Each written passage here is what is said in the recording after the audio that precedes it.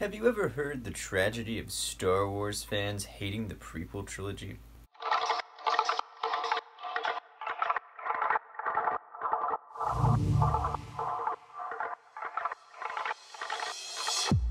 Star Wars Episode 3 Revenge of the Sith was released in 2005 and was directed by George Lucas. This is not only the most emotional out of all the Star Wars movies, but I think it's the most daring and the most action-packed as well. So many now iconic Star Wars moments are stuffed within, and it wouldn't have worked if the other two prequel movies hadn't done such a great job building up the Star Wars galaxy, showing how large the scope of the Clone Wars was. This movie expands on everything George showed us from the first two. Everything we've seen before now comes to a head in this film, with Qui-Gon, Anakin's journey, his mother's death, the Clone Wars, Anakin and Padme's secret marriage, and of course, Palpatine's plan. George has stated that his saga is like poetry and that it rhymes. I find this beautiful, and that it rings true. Much like the third installment in the original trilogy, this one starts off with a rescue mission as well.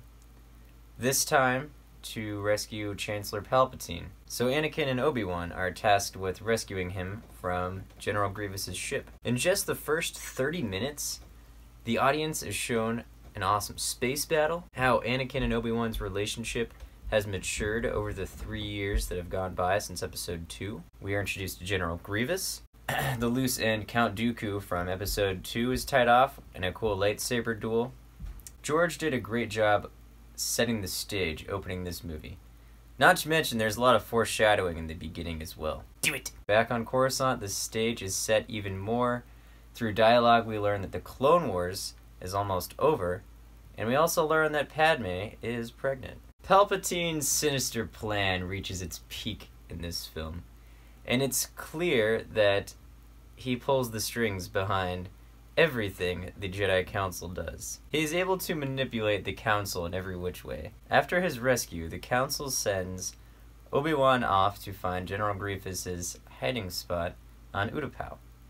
Curious that the intel that he was hiding on Utapau came from Palpatine. Now that Count Dooku has been killed, killing Grievous would mean an end to the Clone War. And having Obi-Wan gone means that Palpatine can manipulate Anakin even more so than he already does. Palpatine must either sense that Anakin is having dreams of Padme dying in childbirth, or he implanted the dreams himself, because he then tells him the tragedy of Darth Plagueis the Wise. With the ability to save Padme from death, combined with his now mixed feelings towards the Jedi, caused by manipulation by Palpatine, Anakin is flirting with using the dark side of the Force. After the discovery that Palpatine is indeed the Sith Lord, 4 Jedi Masters go off to arrest him. In a lightsaber duel, 2 of them die without giving really any fight at all, and then Kit Fisto dies pretty quickly too. This fight seems pretty weak, but I'll get into that later. After Mace Windu has Palpatine pinned to the ground, Anakin butts in and says for him to stop, that he needs Palpatine. At this point in the story, I was thinking, I think Anakin is just feeling really conflicted. Like, he doesn't want to leave the Jedi. Maybe he's thinking, oh, maybe I can just go visit Palpatine in jail and he can teach me this one aspect of the dark side I can use to save Padme, but I'll still be a Jedi. But when Mace Windu decides to kill Palpatine, Anakin sees Padme slipping away and he's forced to choose a side. One of the most iconic Star Wars moments then takes place, Order 66, and Anakin falls further into the dark side as he participates in the genocide of the Jedi. After Obi-Wan kills General Grievous in an intense lightsaber duel, he finds out that his clones are turning on him. Thankfully, he's able to escape. Same goes for Yoda. And I think it was really smart for George to have Bail Organa sort of rescue them. It just makes it that much stronger of a connection to the original trilogy. The 2 Jedi travel to the Jedi Temple and find that the Jedi have been killed. Not by blaster, but by lightsaber. And then Obi-Wan views the security tapes to find out what happened. To me, this whole movie is extremely sad, but it's at this moment where it gets bumped up an extra notch. I just feel so much for Obi-Wan in this moment. Can you imagine mentoring a boy for 13 years and then discovering that he has killed dozens of your kind and helped destroy your way of life almost in an instant? I mean, the heartbreak and the disbelief that he must have felt would have been unreal. After this, Obi-Wan sneaks aboard Padme's ship in order to find Anakin.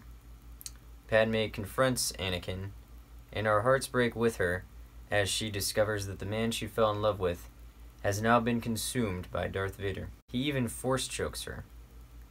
Guys, he started this journey on the dark side path in order to save her from death, and look how lost he has become. He's been consumed by the dark side. Obi-Wan is then forced to fight his best friend in what I consider to be the greatest lightsaber duel in all of Star Wars. And while it is very well choreographed, that's not the reason I think that.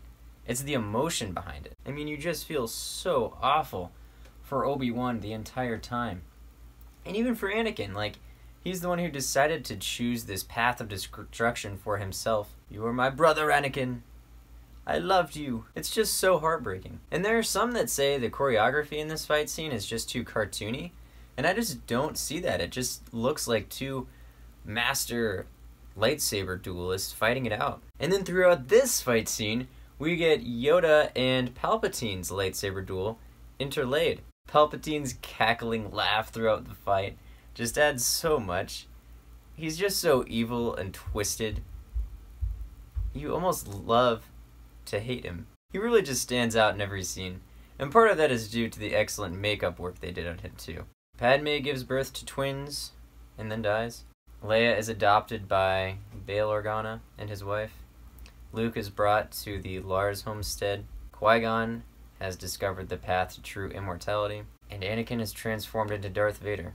All of this just makes for such a great end to the prequel trilogy, and a great setup for the original trilogy. As well as the first two, John Williams does such an excellent job on the score, emphasizing the tragic and epic points of the story, along with bringing in the themes from the other movies. The CGI is of course progressively better.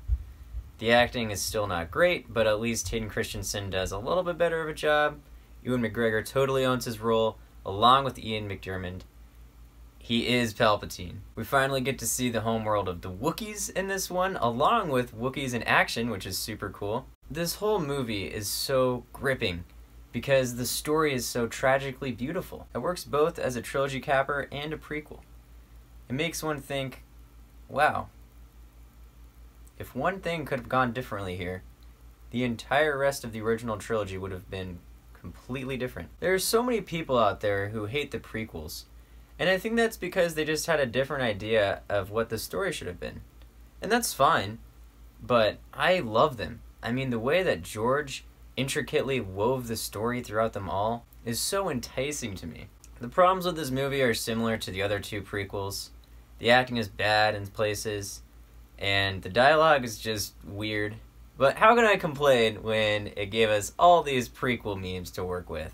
The other problems with this movie are just really stupid, easy fixes, and I don't know why they weren't just seen and then corrected. Like, when Cody hands Obi-Wan his lightsaber, he seems to just kind of pull it out of thin air. Why doesn't Chewbacca know Yoda in the original trilogy when Luke trains him? Chewbacca just shouldn't have even been introduced to Yoda in this film. That would have been an easy fix. Yoda seems to just kind of give up pretty easily after his one defeat against the Emperor. He says, "Failed I have, into exile I must go." Instead, he could have just said something like, "The Emperor is far too powerful for me to defeat him. I must now go to Dagobah to meditate and grow in the Force." Or something like that. It would have just been such an easy fix. And then, of course, Padme's death is just ridiculous. I mean, they couldn't have thought of anything better than what they did. Like, Anakin maybe, you know, damaged her throat or something when he was choking her. Like, anything would have been better, really, than just losing the will to live. I don't know, there were just a lot of easy fixes throughout this movie that I don't know why weren't employed. I think General Grievous is one of the coolest character designs in all of Star Wars, and I love his lightsaber duel with Obi-Wan, except that it could have been much longer before his hands got cut off. Similarly, the duel between Palpatine and the Jedi Masters could have been much cooler if more time was given to it and the Jedi didn't just die pretty much immediately. But guys, this movie has so much payoff, and the story is so great that these issues just sort of fade to the background. It is said that George originally had a 4-hour cut of this film that showed a ground assault on Coruscant, as well as General Grievous capturing the Chancellor.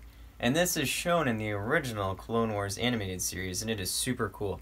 I would have loved to see this cut of the film. Which really goes to show you that even though there are small issues with it, the movie gets you so invested in the world it's created, the characters, the politics, that I could easily sit through a 4-hour cut of this movie. For some reason though, these problems don't seem to fade for other people as easily as they do for me. Which is probably why there's so many prequel haters. And that's a shame. But I do think that as time goes on, we are seeing more and more people appreciating the prequels. The story is top-notch. Everything that has come before comes to a head in this film. It's even more action-packed than any of the other Star Wars movies. It's the most emotional. I think it's the most beautiful Star Wars movie we've ever seen. It adds so much to the lore of Star Wars. It's quotable. It's everything, guys. I'm gonna give Revenge of the Sith a 9.5 out of 10. I will defend the prequels to my death. And George Lucas, if for some reason you ever see this video, I want to personally thank you for putting in so much effort to create this saga, and I will forever wonder how you would have ended your saga with your sequel trilogy. Do you passionately hate the prequels? Are you indifferent? Or are you a prequel defender like me? Let me know in the comments below, guys, and please make sure to like and subscribe. I'll see you for my next review.